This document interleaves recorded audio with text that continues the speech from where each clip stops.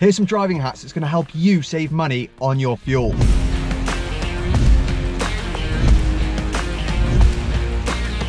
The price of petrol and diesel has gone up nearly 40 pence in the last year. It's risen nearly 16 pence in the last month alone. You can see where I'm going with this. It's getting really expensive. I'm starting to feel the pinch. So why is fuel so expensive? Petrol and diesel are made of crude oil. And unfortunately, the price of crude oil, like gold, fluctuates up sometimes and down other times. This is also heavily affected on three main factors. The first is going to be the price of the pound. When the pound is a lot stronger, the price of fuel goes down. When the pound is a lot weaker, the price of fuel goes up. The second factor is natural disasters. If anything happens across the world, this can cause a change in the supply and demand of fuel, which then affects the prices. This leads us on to a third one, which is supply and demand. When demand is low, such as during lockdown, the price of fuel plummets because there's no one on the roads, no one needs it. Then when demand is very high, such as now, due to politics that I'm not going to currently talk about, the price of fuel rockets. And hopefully that will come back down at some point. But in the meantime, we need to watch the pennies. So here's how. The first thing you need to do is make sure you lighten the load. If you've got a roof rack on that car that you're not using or a suitcase in the boot, get it out. If you're carrying tools in the car that you don't need, get them out, because that is just costing you extra money every time you drive anywhere.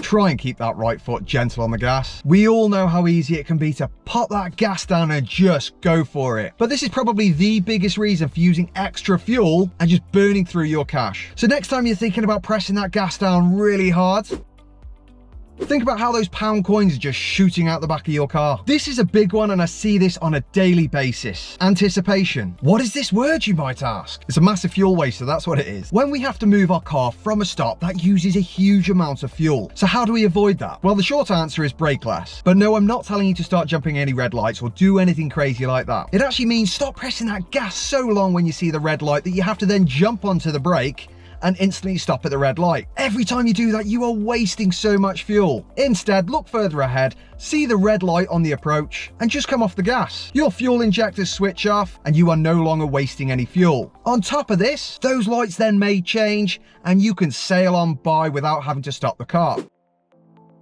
Cruise control. What be this devil? Cruise control keeps the car at a constant speed. You press a button and the car takes over. It means you don't have to try and press that gas pedal to keep it even. Now, this isn't very effective if you're just driving around town or anywhere like that, but if you are driving at a constant speed, such as a motorway on a flat surface, then this is going to save you a lot of money. Why? Because it keeps the car at the lowest possible safe rev count, and it keeps it in the highest gear possible. It's not, however, very effective at spotting inclines, meaning if you're going downhill, it will speed up, so keep an eye on this. And if you're going uphill, the car may take a little while before it figures this out, which could affect how much fuel you use. But even so, this can be a really effective method of saving fuel if you are doing long journeys. Now, this one blew my mind.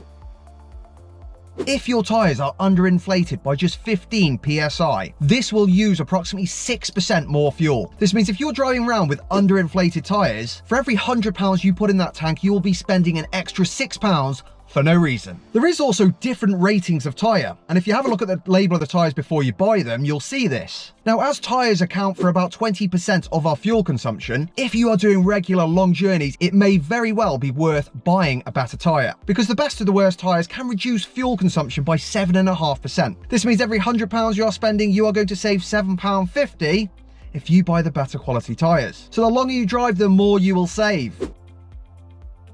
Now, it's getting to that time of year where it is nice and toasty, and we love nothing more than that aircon. Unfortunately, that aircon costs you fuel. So why not think about opening the windows instead? Or at least just try turning it off when you don't need it. Now, I've said about opening the windows instead, they will cause a bit of drag, but you've got to weigh it up and think which one's going to cost you more.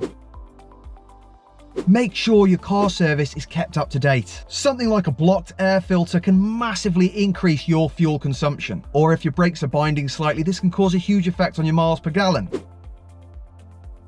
Always try and pre-plan your journey. Everywhere I go as a driving instructor, I always use Google Maps. Yes, I know exactly where the student lives, but I don't know what the traffic's like on that day. And living right by junction 15 of the M6, there is at least once a week that one of those roads is going to be gridlocked, which actually then has a knock-on effect and makes other roads gridlocked. So your safest option, make sure you've got a map available. This is going to save you time, this is going to save you money. It's so important.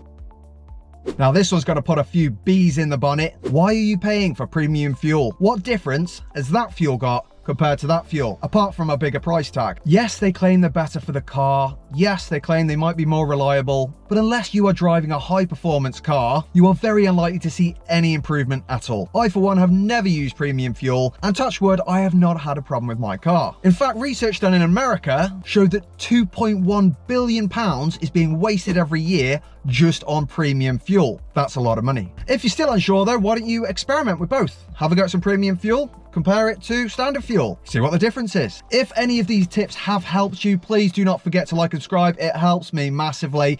And if you are keen on becoming a driving instructor or learning to drive, why not have a look at my Patreon? There's loads of information there, and you get access to me 24 hours a day. Dare I say that? Maybe not 24, but a lot of hours of the day. You can contact me whenever you like. Thank you to everyone that is already supporting me, and I hope this has helped. I am Josh, your online driving instructor, and I will see you all soon.